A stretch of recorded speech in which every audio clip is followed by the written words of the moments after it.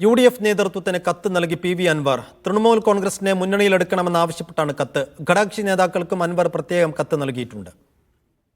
2 ദിവസം മുമ്പാണ് 10 പേജുള്ള കത്ത് PV അൻവർ UDF നേതൃത്വത്തിന് കൈമാറിയത്. MLA സ്ഥാനം രാജിവെച്ചതും തൃണമൂൽ കോൺഗ്രസിൽ ചേർന്നതുമടക്കമുള്ള രാഷ്ട്രീയ സാഹചര്യങ്ങൾ കത്തിൽ വിശദീകരിക്കുന്നുണ്ട്. UDFുമായി സഹകരിക്കുമെന്ന് അറിയിക്കുന്ന കത്തിൽ തൃണമൂലിനെ UDFിൽ പ്രവേശിപ്പിക്കണമെന്നും ആവശ്യപ്പെടുന്നു. UDF ചെയർമാൻ കൂടിയായ പ്രതിപക്ഷ നേതാവ് VD സതീശൻ, KPCC അധ്യക്ഷൻ K Sudhakaran, AICC general secretary KC Venugopal, PK Kunhalikutty അടക്കമുള്ള ഘടകകക്ഷി നേതാക്കൾക്കുമാണ് അൻവറിന്റെ കത്ത്. മലയോര പ്രചാരണ ജാഥയ്ക്ക് ശേഷമായിരിക്കും സമ്പൂർണ്ണ UDF യോഗം ഇനി ചേരുക. ഇതിൽ കത്ത് ചർച്ച ചെയ്യും. കോൺഗ്രസ് ദേശീയ നേതൃത്വത്തിന്റെ നിലപാടും അൻവറിന്റെ UDF പ്രവേശനത്തിൽ നിർണായകമാവും. KR Saju, media 1, Thiruvananthapuram.